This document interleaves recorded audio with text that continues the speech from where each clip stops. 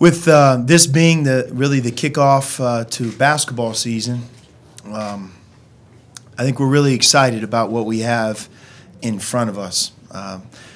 To me, one of the things that teams who do well have in common is you have some form of experience. And I love the fact that we have a number of returning players, not only from last year's team, but if you delve into our history deeper, really we have a number of players who've been a part of our program the last 2 seasons. And I think if you add Rondé onto that list, you know, with his experience that he got a year ago.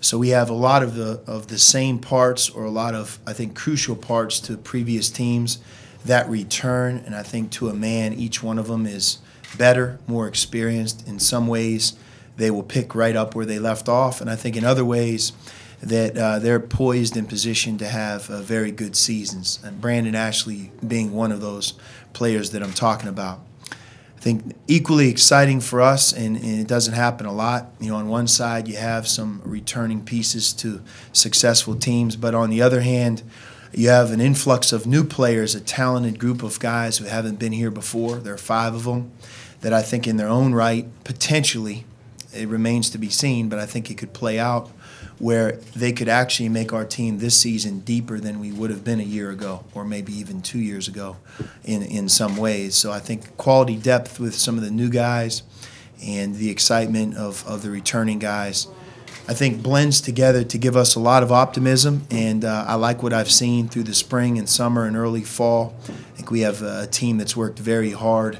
and certainly some individual guys that have a lot at stake, but they've backed that up by a tremendous work ethic.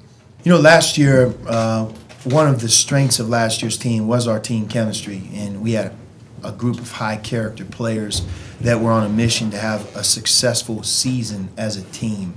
And obviously, every one of them a year ago wanted to do well individually, but everybody understood that first and foremost we were going to do it as a team, and with that team success, the individual accolades would follow, which is exactly what happened.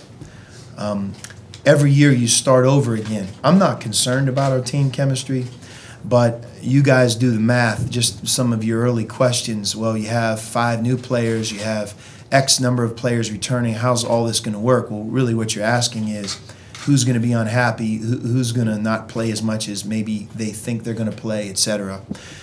That's what you're asking. So we have to work all that out.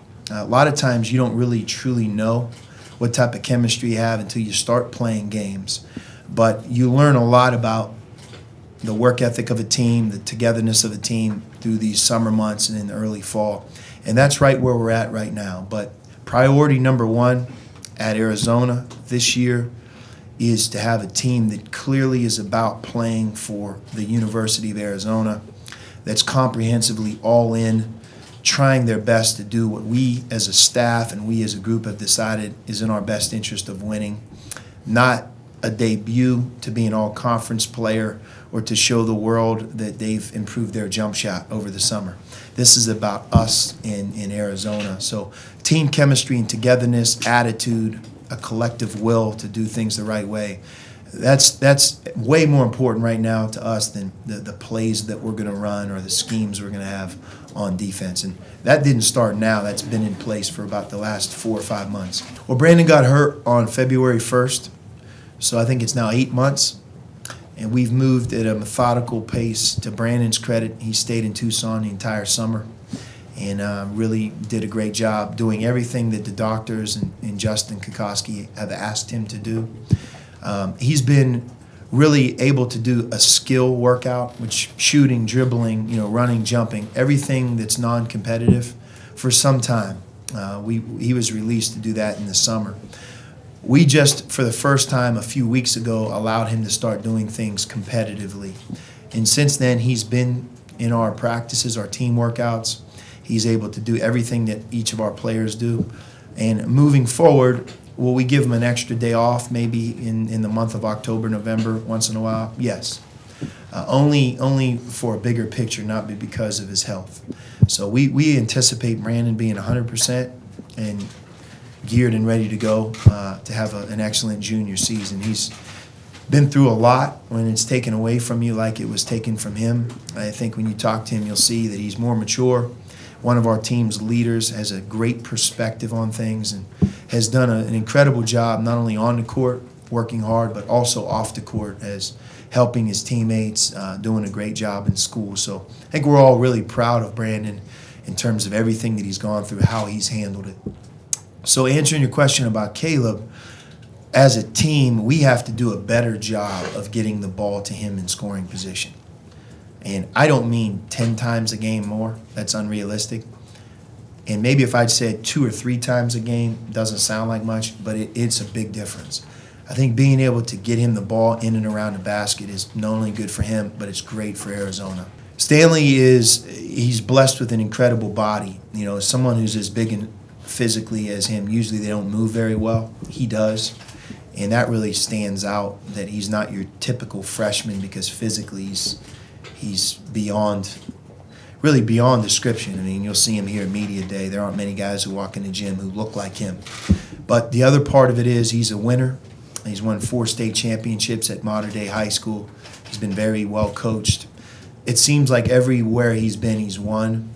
And I believe that he has a lot of those characteristics that you want in a winner, and we're excited to have them as part of our program. Rondé had an opportunity to leave Arizona last spring and declare for the NBA draft. I don't have a crystal ball or a fact sheet to say if he would have, this is where he would have been picked. But there was certainly a lot of traction in the NBA that they love, who he is as a player, or maybe who he will one day be. Rondé made a very mature decision with his family and his support system to come back to Arizona for all the right reasons, to get closer towards his degree, which he's doing a very good job, and to become a more responsible person and player, better across the board. And Gabe York is an excellent shooter. T.J. McConnell is a very good shooter as well. And Gabe is that player you're talking about that, from the last game you saw him against Wisconsin in the role that he had a year ago to when you watch him here in a couple of weeks, you're going to see a more mature, better player, because he's gone through this thing twice. He's practiced a couple of 100 times. He's more mature, he's older, he's grown, and he was an important part of last year's team. Looking back at the games like I have, sometimes even more than I realized a year ago. But I believe he's poised to take the next step himself, and that is to be able to score in a variety of ways, to kind of pick up where Nick left off as a defender, where we can trust him more defensively and where he's even better in that area. So Gabe's going to be a big part of things this year. How this whole thing's going to work out in terms of minutes and starting position, I don't know. But if I were a betting man, I would bet on him to have a real big role on this year's team based on what we've seen here so far.